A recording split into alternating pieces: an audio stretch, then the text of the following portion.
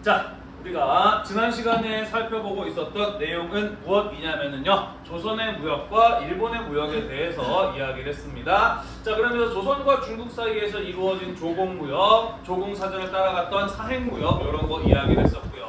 그 다음에 조선과 일본 사이에서 외구를 둘러싼 갈등과 삼포와 관련된 무역들 이런 것들을 이어서 살펴보았습니다. 그리고 일본의 무역으로 넘어가서요, 일본에서 이제 휴인장을 중심으로 이루어졌던 휴인장 무역, 휴인장 무역을 통해서 크리스트교가 들어오게 되면서 일본에서 해금 정책을 실시하게 되는데, 다른 나라 상인들이 오는 것을 막았지만은 네덜란드 상인들에게만 대지마 나가사키에 있는 인공섬 한 군데를 열어주면서 서양 상인과의 교역을 지속하는 이런 내용들에 대해서 우리가 지난 시간에 살펴보았습니다. 자, 이번 시간에는요, 우리 신항로 개척에 대해서 이야기할 것이에요. 신항로 개척이 어떻게 이루어졌는지에 대해서 살펴볼 것이고요. 신항로 개척이 이후에 동아시아의 교역을 어떻게 변화시켜 놓았는지 이런 이야기들을 이번 시간과 다음 시간에 걸쳐서 같이 한번 이야기를 해보도록 하겠습니다. 준비되셨나요?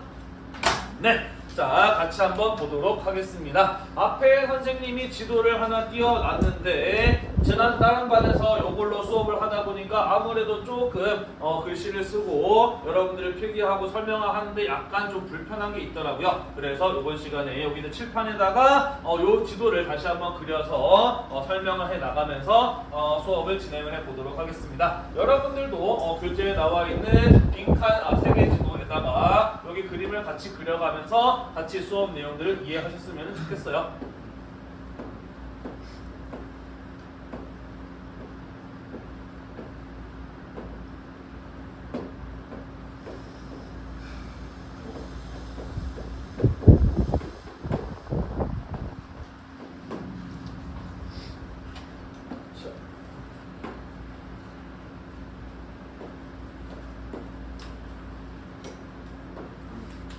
세계지도입니다. 알아보겠죠? 완벽한 세계지도지, 그치? 자, 여기가 어느 지역인가요? 유럽 지역이 되겠고, 여기는 아프리카 지역이 되겠죠. 여기가 이제 아라비아 반도가 되겠고요. 여기는 인도, 그리고 여기는 동남아시아 지역이 되겠고, 여기가 이제 중국을 비롯한 동아시아 지역이 되겠네요. 그리고 북아메리카, 남아메리카를 이렇게 칠판에다가 표시를 해봤습니다. 대충 알아보겠죠? 자, 그러면 한번 요걸 지도를 바탕으로 저기 있기도 한데요, 간단하게 설명을 좀 해보도록 하겠습니다. 넘길게요. 자, 같이 한번 보도록 합시다. 신항로 개척이 이루어지게 되면서 전 세계의 교역망은 직접 연결이 되었다라고 여러분들 교재에 표시가 되어 있어요. 그죠? 자, 직접에다가 선생님이 가로 표시를 한 거, 중요 표시를 한 까닭은 무엇일까요? 신항로 개척 이전에는 세계 각 지역의 교역망이 연결되어 있지 않았나요? 연결이 되어 있었어요. 그죠? 자, 우리 앞에서 여러 차례 배웠습니다. 동아시아 지역과 유럽 지역을 연결시켜 주었던 세계적인 교역망이나 대표적인 사례가 무엇이 있었나요?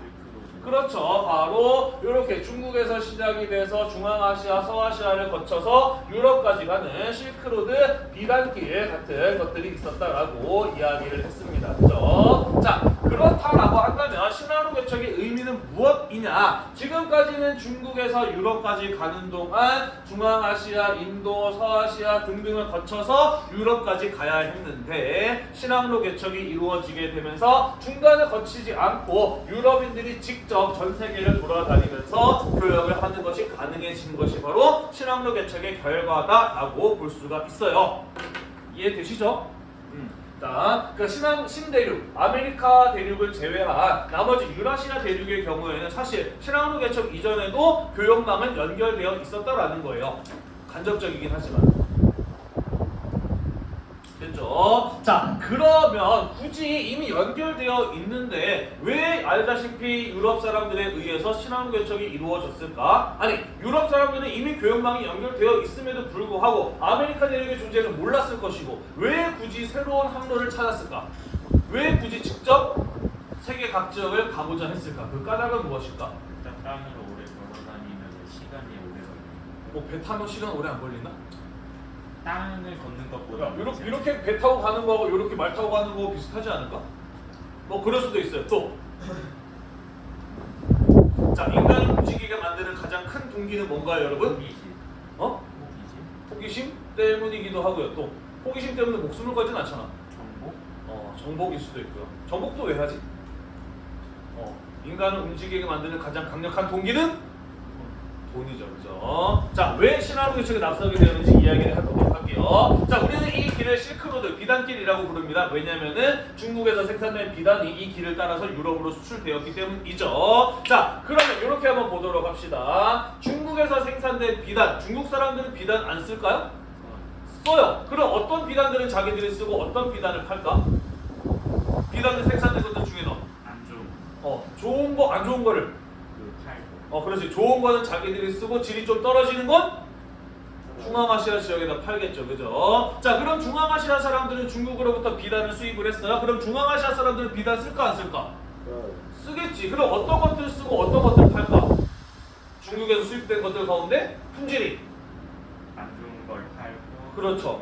좋은 건 자기가 쓰고 안 좋은 거는 서아시아에다가 팔겠죠. 그죠? 자, 그럼 서아시아 사람들의 경우에는 중앙아시아에서 수입된 비단 가운데 품질이 좋은 거는 자기들이 쓰고 품질이 떨어지는 건 유럽에 팔겠죠. 그죠? 자, 그래서 비단이 여기서부터 여기까지 쭉 수출되는 동안 결국에 유럽에 도착한 비단들의 경우에는 이 중국에서 생산된 비단들 가운데 가장 품질이 어떤? 그렇죠. 가장 품질이 떨어지는 비단을 수입해서 썼다라는 것이죠. 자, 마찬가지예요. 자, 중국에서 비단이 생산되면은 원가 그대로 중앙아시아에 파나? 아니지. 값을 더 붙여서 중앙아시아에 팔겠지. 그럼 중앙아시아 사람들은 그 비단에다가 값을 더 붙여서 서아시아에 팔겠죠. 그럼 서아시아 사람들은 그 비단에다가 값을 더 붙여서 유럽에다가 팔겠지, 그지? 다시 말해서 유럽 사람들의 경우에는 이렇게 수입되는 비단 중에 가장 질이 나쁜 걸 가장 어떻게 구입하고 있었다? 어떻게? 그렇죠. 가장 비싸게 구입을 하고 있었다라는 것이죠. 자, 그런데 봅시다. 중국에서 비단이 100 생산이 되었다라고 한다면은 유럽에 도착하는 비단은 어느 정도였을까?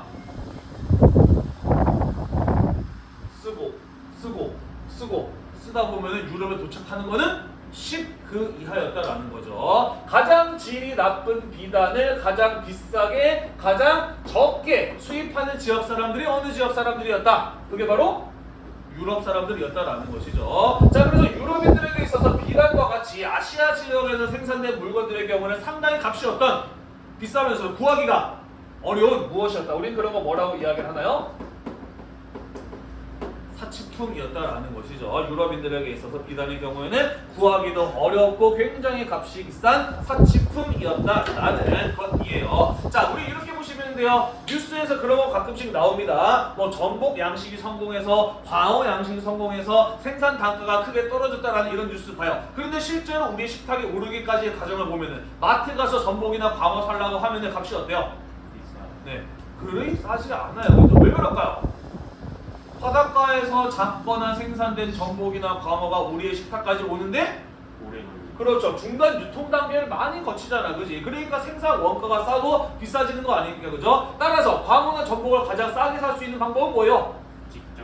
그렇죠. 우리가 직접 바닷가에 가서 사는 거야. 그지? 직구를 하는 것이었다라는 것이죠. 이해가 되나요? 자, 따라서 유럽인들의 경우에는 이미 기존의 교역망이 연결되어 있었지만은 중간 단계를 많이 거치다 보니까 어떻게 하면 좀 더 값이 싸게, 좀 더 많이, 좀 더 질이 좋은 아시아의 물건을 직접 구할 수 있을까를 고민하게 되었다라는 것이죠. 이해가 되시나요? 네. 자, 그렇다면은 이 실항로 개척에 나선 나라들 가운데 가장 먼저 또 적극적으로 나선 나라들은 어떤 나라들이었을까요? 가장 먼저 또 가장 적극적으로 나선 나라들은 어떤 나라들이었을까? 유럽 국가들 가운데 동쪽에 있는 나라들, 서쪽에 있는 나라들. 그 서쪽에. 그렇죠. 유럽 중에서도 기존의 동서교역에서 가장 소외되어 있었던 서쪽의 나라들이 이 실항로 개척에 적극적으로 나섰다라는 것이죠. 이해가 되죠? 네. 자, 그래서 이 15, 16세기경에 유럽 대륙에서 가장 서쪽에 있는 나라 어딘가요? 네, 그보다 더 포르투갈, 그리고 그 다음이 옆에가 그렇죠, 우리에게 스페인으로 알려져 있는 에스파냐, 요런 나라들이 기존의 동서교역에서 가장 소외되어 있는 나라들이었기 때문에 직접 동아시아까지 갈 수 있는 항로를 찾고자 실항로 개척에 나섰다라는 것이죠. 이해가 되나요? 한 가지 더, 에스파냐, 포르투갈은 선진국이었을까, 후진국이었을까? 당시? 자, 당시 사람들은 신랑로 개척에 성공할 수 있을까 없을까를 확신했을까? 아니, 다시. 당시 서양 사람들의 경우에는 신랑로 개척에 성공할 것이다라는 확신이 있었을까 없었을까? 없었어요. 한 번도 가보지 않은 길이야, 그지? 다시 말해서 모험이었다라는 거죠. 영어로 모험 뭐라 그러나요? 트레저? 네, 어드벤처라고 이야기를 하죠. 자, 우리 사업 가운데 성공할지 실패할지 모르지만 일단 한번 모험처럼 도전해보는 사업을 무슨 사업이라고 하죠? 네, 벤처 사업이라고 이야기를 하죠. 벤처 사업은 대기업이 하나요? 중소기업이 하나요? 중소기업이에요. 왜냐면은 대기업들이 이미 안정적인 수익 구조를 가지고 있어. 그렇기 때문에 그걸 뚫기 위해서 중소기업들이 모험에 나서는 거 아닙니까? 그죠? 마찬가지였다. 포르투갈과 에스파냐의 경우에 유럽 국가들 가운데에서 그리 강대국들이 아니어서 어찌 본다면은 후진국이었고 유럽 국가들 중에서도 쟤네도 유럽으로 쳐줘야 돼? 라는 이런 어떤 멸시를 받을 정도로 상당히 소외되어 있는 국가들이 바로 포르투갈과 에스파냐였다라는 것이죠. 그래서 어떻게 하면 이런 상황을 한 번에 극복해 볼 수 있을까? 그것은 바로 아시아로 가는 길을 찾는 것이다 라고 생각을 해서 신앙로 개척에 나서게 되었다라는 것이죠. 이해가 되시죠? 자, 뭐 별로 중요하지 않습니다만 그래도 신앙로 개척의 과정을 한번 간단하게 좀 설명을 해보도록 할게요. 자, 가장 먼저 신앙로 개척에 나섰던 나라는 바로 포르투갈이었다라고 볼 수가 있습니다. 자, 그래서 1440년에 포르투갈의 항해 왕자라고 불렸던 엘리케라고 하는 사람이 꾸준히 남쪽으로 진출을 해서 아프리카 중간까지 진출하는데 성공을 하게 됩니다. 자, 하지만 이후에 포르투갈의 항해는 막혀요. 왜냐면은 적도 지역의 경우에는 바람이 불지 않는 무풍지대라고 하는 곳이 있었거든요. 자, 그래서 여기서 더 나아가지 못하고 엘리케는 항해를 끝내게 됩니다. 자, 하지만 포르투갈은 포기하지 않고 계속 항해를 도전한 결과 한 40년 뒤에는 드디어 아프리카 남쪽 끝을 도는데 성공을 하게 되어 1488년에 저기 뭐냐?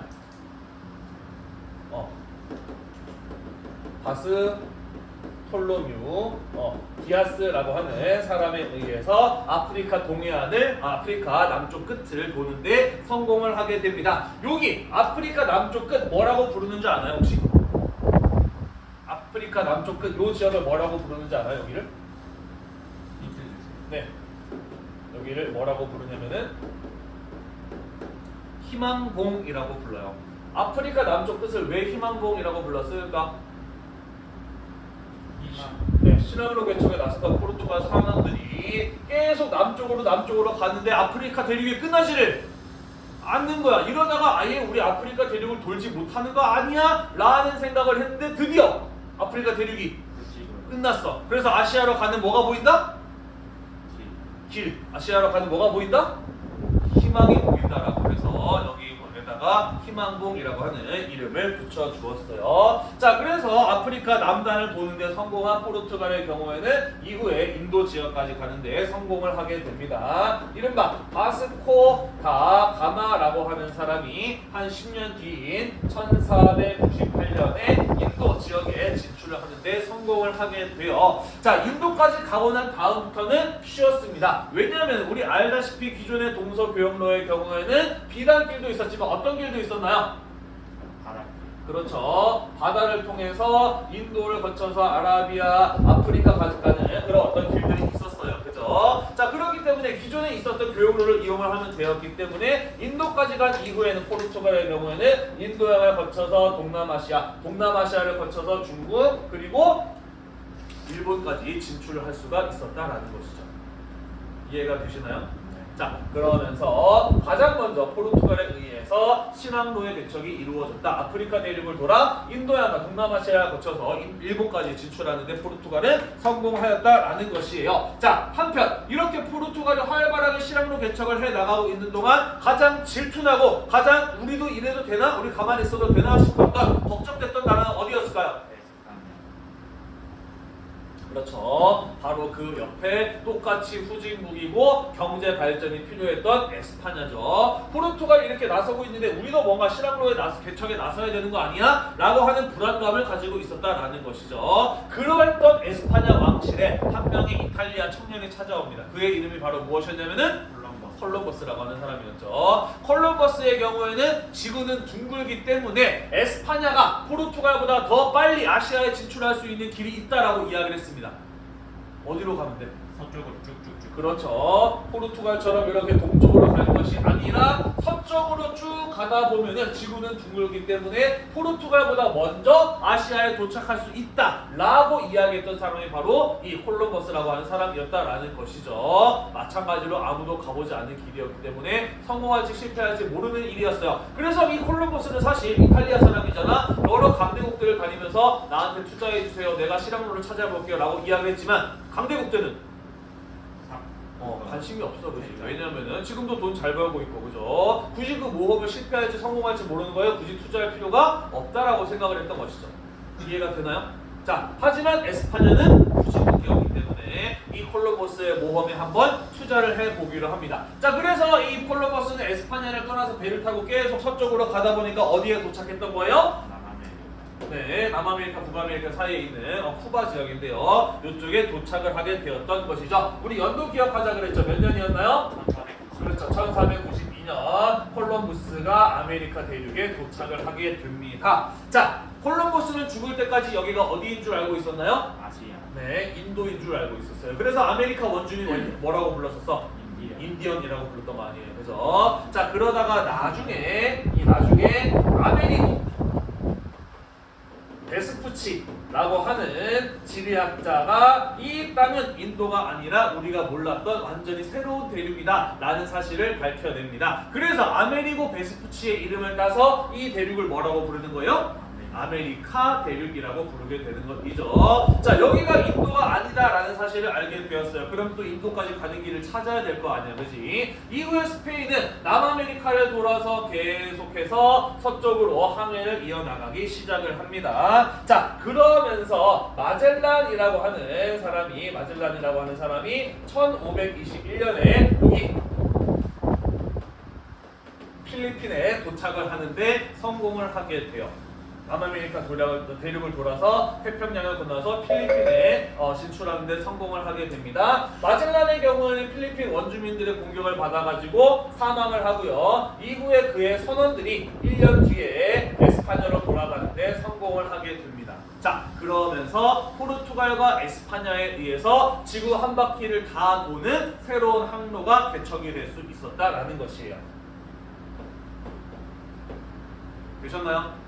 네, 자, 그래서 우리는 이렇게 신항로의 개척이 이루어지는 과정을 함께 살펴보았습니다. 자, 요 화살표들을 보면 알겠습니다만은 이 신항로 개척이 이루어지고 난 이후에 포르투갈이건 에스파냐건 전부 다 어디를 향해서 가고 있다라는 것을 알 수 있냐면은 바로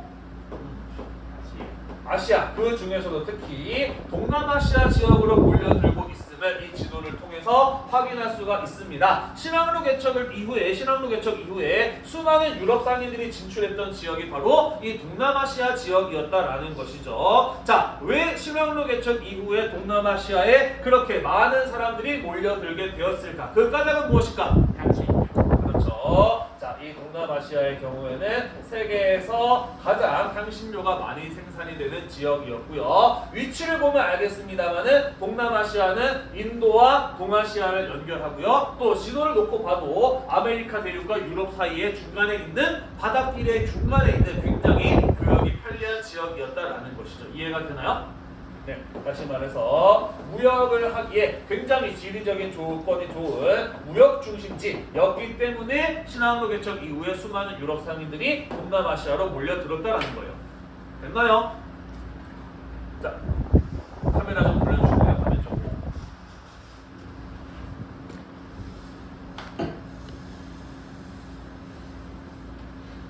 됐나요? 잘 나오니?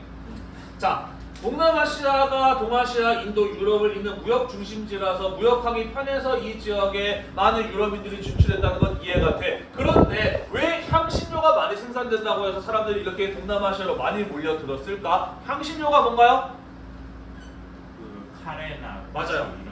이런 음식의 맛과 향을 살려주는 재료를 가지고 향신료라고 이야기를 하죠. 후추, 계피, 강황, 물금 같은 것들을 말하는 것이고요. 이 향신료를 나름의 레시피로 섞어가지고 만든 음식이 바로 카레죠, 그죠? 카레 하면 어느 나라가 떠오르나요? 인도가 떠오르지만 사실 카레의 종류가 가장 많은 지역은 동남아시아 지역이에요. 인도네시아예요. 왜냐면은 이 지역이 향신료를 생산하기에 가장 최적의 자연 조건을 가지고 있거든. 가장 많은 향신료가 생산이 되거든요. 그래서 카레의 종류는 오히려 이 동남아시아 지역이 훨씬 더 많다라고 이야기를 합니다. 아무튼 이 향신료가 뭐길래 유럽 사람들이 동남아시아로 몰려들었을까? 향신료들 가운데에서도 유럽 사람들이 가장 많이 사갔던 향신료는 바로 무엇이었느냐? 후추였어요. 왜 후추를 그렇게 많이 사갔느냐? 자, 냉장고가 없던 당시에 가축을 잡아서 고기를 만들어내면은 이틀 내지 3일 정도면은 썩어요. 못 먹습니다. 하지만 고기를 후추에다가 재워놓으면, 후추를 뿌려놓으면은 최장기간 일주일 정도 그 이상도 보관이 가능해요. 그러면서 장기간 보관을 가능해주게 하는 재료였다라는 것이죠. 뿐만 아니라 고기에도 후추 뿌려 먹으면 어때요? 맛있어요, 그죠? 이 고기의 잡내도 제거해 주기 때문에 이 육식 위주의 식습관을 가지고 있었던 유럽의 상류층들에게는 이 후추라고 하는 재료가 대단히 중요하고 또 필요한 향신료였다라는 것이죠. 이해가 되나요? 자, 그런데 기존의 이 후추는 어떻게 수입되고 있었어요? 이렇게. 그렇죠. 동남아에서 거쳐서 유럽에 수입되고 있었어요. 그죠? 동남아시아의 동남아시아에서 생산된 후추 가운데 가장 질이 어떤? 나쁜 후추를 가장 비싸게, 가장 적게 구하고 있는 게 유럽인들이었다고. 자, 그래서 유럽 사람들은 후추를 뭐라고 불렀냐면은 검은 황금이라고 불렀어요. 왜 검은 황금이라고 불렀을까? 후추가 검은. 검에서. 그리고 또 그것도 엄청 비싼. 말 그대로 금값이었어. 후추 한 상자가 금 한 상자랑 똑같이 거래되었다라고 할 정도로 대단히 비쌌다라는 것이죠. 자, 그런데 과연 동남아시아에서도 후추 한 상자가 금 한 상자랑 교환이 됐을까? 아닐걸. 금 한 상자 가지고 가면 후추 몇 박스가 몇천 박스를 구하지 않았을까? 그죠? 따라서 유럽인들이 후추를 동남아시아에서 직접 사서 유럽에다 팔 수 있다면 어마어마한 이익을 남길 수 있었다라는 것이죠. 이해가 되나요? 자, 그러면서 신앙로 개척 이후에 수많은 유럽인들이 동남아시아 지역으로 몰려들게 되었다라는 것이에요. 이해됐나요? 네. 자, 그러면서 물라카 같은 기항지, 배가 머무는 곳들이 국제무역의 중심지로 성장을 하게 됩니다. 여기 지도로 보자면 대략 한 요쯤이 되거든요. 그러니까 인도양에서 남중국해, 동남아시아로 넘어가기 위해서는 여기 반드시 지나가야 되는 곳이거든요. 여기 안 지나갈 거면 한참 삥 돌아가야 되거든. 그래서 이렇게 배가 반드시 지나가야 했던 교통의 요지, 이런 것들이 국제무역의 중심지로 성장을 하게 되었다라는 거예요. 자, 그런데 동남아시아에 가면은 향신료 말고도 무엇을 구할 수가 있었느냐? 우리 지난 시간에 배웠죠. 16세기 후반 명나라가 해금 정책을 완화하면서 명나라 상인들에게 어느 방면으로의 진출을 허용해줘요? 동남아시아 방면으로의 진출을 허용해주게 됩니다. 그죠? 자, 그러면서 동남아시아에 가게 되면 향신료뿐만 아니라 명나라, 중국의 차, 미단, 도자기 같은 것들도 구할 수 있게 된 거야. 그러다 보니까 전 세계의 상인들이 이 동남아시아 지역으로 몰려들게 되었다라는 것이죠. 이해됐나요? 네. 자, 그러면서 16, 17세기경에 이 동남아시아의 경우에는요, 세계에서 무역이 가장 활발하게 이루어지는 지역으로 발전하는 모습을 보였다라는 거예요. 이른바 무역의 시대를 맞이하게 됩니다. 이해되셨나요? 자, 그래서 이렇게 신라도 개척이 이루어지게 되었다라고 이야기를 했습니다. 자, 그러면은요, 신라도 개척이 이루어지고 난 이후에 이런 유럽 국가들이 어떻게 무역을 전개해 나가는지 같이 한번 이야기를 해보도록 하겠습니다. 자, 포르투갈 어떻게 무역을 했는지 한번 살펴보도록 할게요. 자, 포르투갈 같은 경우에는 아시아 지역에 어떻게 진출한 나라였나요? 서에서 동으로, 그죠? 아프리카 대륙을 돌아서 인도양을 거쳐서 아시아에 진출한 나라였어요. 그죠? 자, 그래서 어떤 곳들에다가 무역의 기지를 마련하냐면요, 우리가 아까 봤던 물라카 같은 지역이라든지 아니면은 베트남의 호이안, 아니고 중국의 마카오 같은 이런 지역들을 거쳐서 일본 나가사키까지 진출을 하게 됩니다. 특히 아시아 교역에서 포르투갈에게서 가장 중요한 지역은 어디였냐면은 마카오 지역이었어요. 위치를 보면 알겠습니다만은 여기 거든요. 동남아시아랑 아시아를, 동아시아를 연결시켜주는 그 중간쯤에 있는 게 바로 이 마카오 지역이거든요. 자, 여기 지도를 보면 알겠습니다만은 중국에서도 굉장히 남쪽 끝에 있는 외곽 지역이에요. 명나라 별로 마카오를 중요하게 생각하지 않았어. 그래서 포르투갈의 경우에는 명나라와 협상을 통해서 이 마카오 지역의 영구적인 거주권을 확보하게 됩니다. 쉽게 말해서 자기 땅으로 만들었어요. 몇 년까지 마카오가 포르투갈 땅이었을까요? 1999년까지 마카오는 포르투갈 땅이었어요. 선생님이 중학교 3학년까지 이 마카오는 포르투갈 땅이었습니다. 그럼 지금은 왜 중국 땅이에요? 나중에 중국에 반환을 했지, 포르투갈이. 외교적 협상을 통해서. 자, 그래서 마카오가 포르투갈 무역의 거점으로 활용되었고요. 일본 나가사키까지 진출을 하였다라는 것이 되겠습니다. 이해되시죠? 자, 시험 문제는 어떤 식으로 나올 거냐면요. 우리가 이제 이어서 스페인, 에스파냐나 네덜란드, 영국 같은 나라들을 살펴볼 건데 어디에 무역의 거점을 마련했느냐, 어떤 물건을 사고 팔았느냐, 어떤 방식으로 무역을 했느냐, 이게 포르투갈에게, 에스파냐에게, 네덜란드에게, 영국에게 물어보는 이런 식의 문제를 출제를 할 거예요. 그래서 각 나라마다 무역의 방식과 거점, 상품 이런 것들 중심으로 잘 기억을 해두도록 합시다. 알겠죠? 자, 그래서 이 포르투갈 상인들이 일본까지 진출하면서 센고쿠 시대에 일본에 무엇을 팔았던 거예요? 조총과 화약을 팔았던 겁니다. 그죠? 그러면서 센고쿠 시대의 통일을 촉진하기도 하였고 임진왜란 때 조선에게 큰 피해를 줄 수도 있었던 것이죠. 자, 한편 명나라의 비단이라든지 비단실 같은 것들을 샀어요. 그래서 일본에다가 판매하면서 일본의 은을 확보하고 그걸 가지고 다시 명나라에 가서 비단이나 도자기를 산 다음에 유럽에 수출했다라고 설명이 되어 있습니다. 뭔가 복잡하죠? 뭔 소리인지 모르겠죠? 좀 풀어서 설명을 하도록 할게요. 자, 같이 한번 보도록 합시다. 명나라는 무엇을 화폐로 사용을 하고 있었나요? 은을 화폐로 사용하고 있었어. 명나라 물건 많이 살려면은 은이 많이 필요했어요. 일본은 동아시아 지역 중에서도 은이 많이 생산되는 지역이었어. 자, 그래서 이 포르투갈 상인들은 어떤 식으로 장사를 한 거냐면은요. 호이안이나 마카오 같은 동남아시아 지역에 옵니다. 그리고 여기에서 명나라 상인들이랑 만나가지고 비단, 생사, 도자기 같은 것들을 사는 거예요. 이해되나요? 네. 그러면 그걸 가지고 곧바로 유럽으로 돌아가는 게 아니라 어디를 가느냐? 일본을 가는 거예요. 그래서 일본에다가 명나라의 비단이나 비단실 그리고 자기들이 가지고 온 조총과 화약 같은 것들을 파는 거예요. 그리고 뭘 받는다? 은을 받는 거야, 그치? 그리고 그 은을 가지고 다시 동남아시아에 가서 또 누굴 만나요? 명나라 상인을 만나요. 그래서 이번에는 유럽에다가 판매할 비단이나 도자기 같은 것들을 뭘 주고 사는 거예요? 일본에서 확보한 은을 주고 사는 겁니다. 이해가 되시나요? 그래서 그거를 유럽에다가 수출하고 은을 명나라에게 준다라는 거죠. 명나라 상인들에게 준다라는 거죠. 이해되시죠? 네. 와서 명나라 물건 사서 일본에다 팔고 일본 은을 확보해서 다시 동남아시아에 와서 일본 은을 주고 유럽에다가 팔 비단, 도자기 같은 것들을 유럽으로 가지고 갔다. 요게 포르투갈 상인들의 무역 활동이다라는 거예요. 이해되셨죠? 자, 그러면서 은이 어디로 흘러 들어가고 있다는 것을 확인할 수 있나요?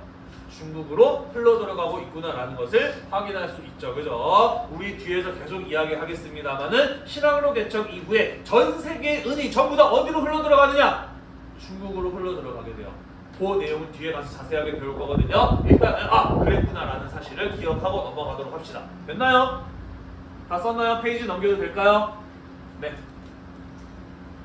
자, 그러면은 에스파냐 상인을 어떻게 장사를 했는지 살펴보도록 할게요.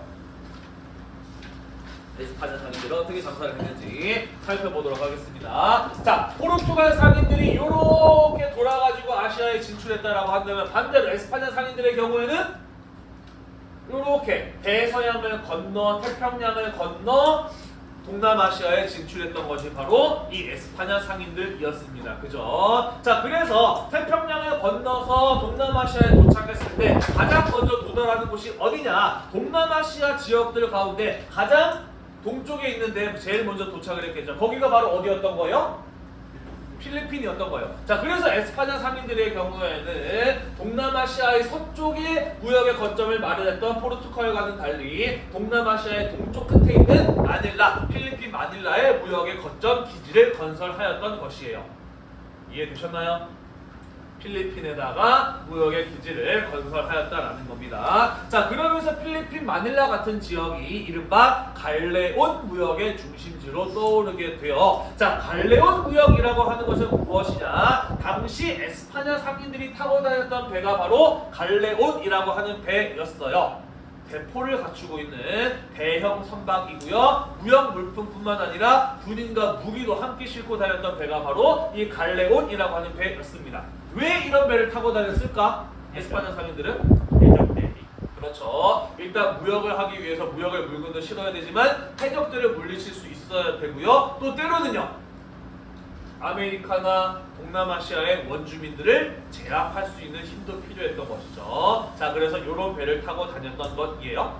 됐죠? 네. 자, 그래서 이 배를 타고 다니는 에스파냐 상인들에 의해서 이루어진 무역이라고 해서 이 시기에 에스파냐의 무역을 갈레온 무역이라고 한다라는 것이에요. 여기까지 이해됐나요? 되셨죠? 네. 자, 아메리카 대륙을 가장 먼저 발견한 나라가 바로 이 에스파냐였습니다. 자, 그러면서 이 에스파냐가 아메리카 대륙을 자신의 식민지로 만들어 나가기 시작을 해요. 나중에 영국 같은 나라가 등장해서 북아메리카를 가져갑니다만은 실제로 미국과 캐나다를 제외한 나머지 멕시코부터 나머지 아메리카 지역은 전부 다 언어를 뭘로 쓰나요? 스페인어 쓰잖아요. 여기 위에만 영어 쓰고 나머지 다 스페인어 쓰잖아요. 그죠? 에스파냐어 쓰잖아요. 그죠? 왜 그래요? 제일 먼저 발견한 게 에스파냐고 에스파냐가 식민지로 만들었기 때문인 것이죠. 리오넬 메시 어디 사람이에요? 아르헨티나 사람이죠. 그죠? 어디서 데뷔했나요? 스페인에. FC 바르셀로나에서 데뷔한 거 아닌가? 왜 메시가 바르셀로나에서 데뷔할 수 있었을까? 바르셀로나 어디 있는 나라에 어디 있어요?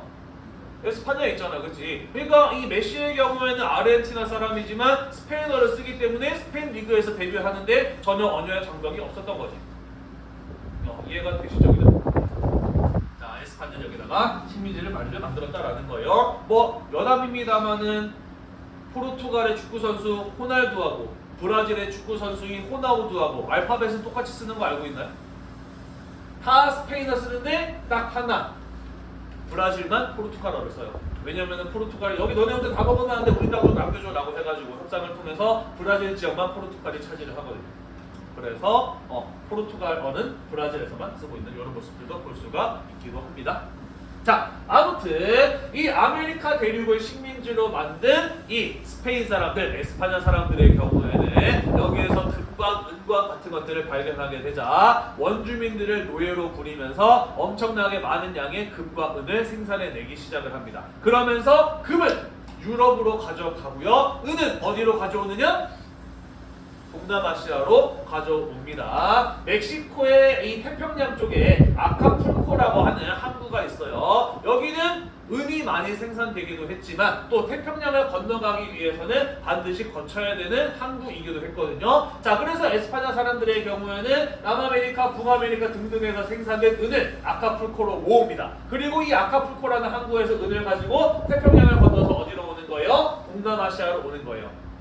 이해가 되시죠? 자, 그리고 동남아시아에 만나서 누구를 만나요? 중국 상. 그렇죠. 명나라 상인들을 만나가지고 신대륙의 은을 주고 명나라로부터 비단, 도자기, 면직물 같은 것들을 수입을 해서 유럽에다가 수출을 하는 겁니다. 요게 에스파냐 상인들의 무역 활동의 모습이었다라는 거죠. 이해가 되시죠? 자, 그래서 포르투갈 상인들에 의해서 일본의 은이 중국으로 흘러 들어갔을 뿐만 아니라 에스파냐 상인들에 의해서 아메리카에서 생산된 은도 어디로 흘러 들어가고 있음을 볼 수 있어요. 동남아시아를 거쳐서 어디로? 명나라로 흘러 들어가고 있음을 확인할 수가 있네요. 이해되나요? 이해하고 있는 중이죠, 그죠? 자, 그래서 세계 각 지역의 은이 이 중국으로 흘러 들어가고 있는 모습들을 우리는 확인할 수가 있습니다. 자, 이런 15, 16세기에 포르투갈과 에스파냐의 무역은요, 그들에게 엄청난 부를 안겨주게 됩니다. 그 전까지 유럽의 쩌리 국가들로 취급되고 있었던 에스파냐와 포르투갈이 신라로 개척 이후에 엄청나게 경제적인 번영을 누리게 되면서 점차 강대국으로 성장해 나가게 돼요. 그 모습을 다른 유럽의 강대국들이 가만히 보고 있었을까? 아니죠, 그지? 자, 아까 신항로 개척은 모험이다, 벤처 사업이었다라고 이야기를 했어요, 그죠? 중소기업이 벤처 사업에 도전해서 대박을 터뜨렸어. 그러면은 대기업들이 나서가지고 따라하든지 돈 주고 사든지 뺐든지 하든지 이런 모습을 보이게 되죠. 그죠? 자, 마찬가지였다라는 것이죠. 신앙으로 개척 이후에 포르투갈, 에스파냐 같은 나라들이 대박을 치니까 그 이후에 유럽의 강대국들이 저거 돈이 되네? 내 거 해야지 하면서 나타나기 시작을 합니다. 자, 그러면서 17세기경에 가게 되면은요, 네덜란드 같은 나라들이 신앙으로 개척 이후에 이 국제무역에 뛰어드는 모습을 보이게 되고요. 18세기쯤에 가게 되면은 영국 같은 나라들도 이에 동참을 하게 됩니다. 그러면서 처음에는 이들이 장악했던 신앙으로 개척의 무역을 네덜란드, 영국 같은 나라들이 뺏어 나가는 모습들을 볼 수 있게 돼요. 이번 시간에 네덜란드까지만 좀 살펴보도록 할게요. 자, 방금 이야기했듯이 신앙으로 개척 이후에 이 아시아와의 무역이 돈이 된다라는 것을 확인했던 유럽의 강대국들, 그 가운데 네덜란드가 이 무역의 이권을 빼앗기 위해서 진출을 하기 시작을 합니다. 자, 그러면서 포르투갈과의 전쟁을 통해서 16세기 말쯤 가게 되게 되면은요, 이 향신료의 산지이자 무역의 거점으로 대단히 중요한 가치를 가지고 있었던 인도네시아의 여기쯤이에요. 말루크 제도의 지배권을 빼앗는 데 성공을 하게 됩니다. 그러면서 포르투갈이 가지고 있었던 인도양 동남아시아 루트의 무역권을 하나둘씩 네덜란드가 뺏어 나가기 시작을 해요. 이해되시나요? 이해됐죠? 네. 자, 그리고 한편 일본에서는 슈인장 무역을 통해서 크리스트교가 들어오게 되자 유럽 상인들의 출입을 막는 해금 정책을 실시했어요. 하지만 어느 나라 상인만 무역을 일본과 할 수 있었나요? 네덜란드였어요. 그죠? 왜? 우리 지난 시간에 배웠다시피 우리는 뭐 하지 않겠다라고 약속했기 때문에 그리스도교 포교하지 않겠다라고 약속을 했기 때문이었어요. 그죠? 그래서 일본은 네덜란드 상인들에게 문을 열어주는데 어디 한 군데만 열어주었다? 나가사키 한 군데만 열어주었고, 나가사키 중에서도 그 앞에 있는 인공섬 이름이 무엇이었어요? 대지마 딱 한 군데만 열어주었다라고 했죠. 그죠? 그러면서 일본과의 교역을 하는 것이 네덜란드 한 군데로 한정이 되었다라는 이런 이야기들을 했었습니다. 기억이 나시죠? 네. 자, 한편 중국 앞에 있는 조그마한 섬인 이 타이완, 대만에다가 식민지를 만듭니다. 식민지를 건설을 해요. 그래서 거기에서 쌀이나 설탕 같은 것들을 대규모로 재배를 해서 판매하는 무역 활동을 하기도 합니다. 쌀은 왜 만들었을까? 동아시아 사람. 그렇죠. 동아시아 사람들의 주식이니까 언제나 잘 팔리는 스테디셀러예요. 그죠? 그럼 설탕은 왜 만들었을까? 맞아요. 아메리카 대륙에서 사탕수수라고 하는 식물이 발견되기 전까지는 음식의 단맛을 내는 재료가 대단히 귀했어. 그래서 설탕, 그 당시에는 엄청나게 비싸게 팔리고 있었거든요. 오케이, 요거 돈이 된다 라고 생각했던 네덜란드 상인들, 아메리카 대륙에서 사탕수수 같은 거를 가져와가지고 여기 타이완에서 재배를 하는 겁니다. 그리고 동아시아 지역 사람들한테 비싸게 팔았던 거죠. 이해되시죠? 네, 그러다가 중국에서 몇 나라 천나라의 교체가 이루어지게 되고 타이완의 정시 세력들이 들어오게 되죠. 배운 기억 나나요? 반청운동 전개해 나가잖아요. 그러면서 정시 세력들에 의해서 네덜란드는 쫓겨나게 되는데 그 전까지 식민지로 활용을 하면서 이런 장사들을 했다라는 것이에요. 이해되셨죠? 네, 그래서 타이완 사람들에게는 정성공은 약간 뭐랄까요? 독립운동의 상징 같은 그런 인물이라고 보시면 됩니다. 자, 아무튼 이러한 어떤 무역 활동을 통해서 17세기 중반쯤 가게 되면은요, 동남아시아의 섬들을 거의 대부분 이 네덜란드가 장악을 하게 됩니다. 그러면서 17세기는 네덜란드의 전성기입니다. 네덜란드가 17세기에 보였던 모습은 세계 최고의 무역 국가의 모습을 보여주는 이런 어떤 상황이 전개되었다라는 것이죠. 이해되나요? 네, 하지만 그 네덜란드의 주도권을 18세기로 가게 되면 누가 빼앗게 될까요? 영국이 빼앗게 되면서 18세기 이후에는 영국의 전성기, 이른바 영국의 시대, 그렇죠, 해가 지지 않는 나라 영국의 시대를 맞이하게 되는데 그 내용은 우리가 다음 시간에 마저 이어서 살펴보도록 하겠습니다. 자, 오늘 배운 내용 중에서 우리가 꼭 기억해둬야 되는 거, 요 신화로 개척의 과정은 기억하지 않으셔도 됩니다만은 어떤 나라가 어떤 길을 따라서 동아시아와 무역을 하였으며 어느 지역에 거점을 마련을 했다, 이런 것들 잘 기억해 두도록 합시다. 또 하나, 이 신화로 개척 이후에 세계적으로 이루어진 무역에 의해서 전 세계 각지에서 생산되었던 은이 전부 다 어디로 흘러들어갔다?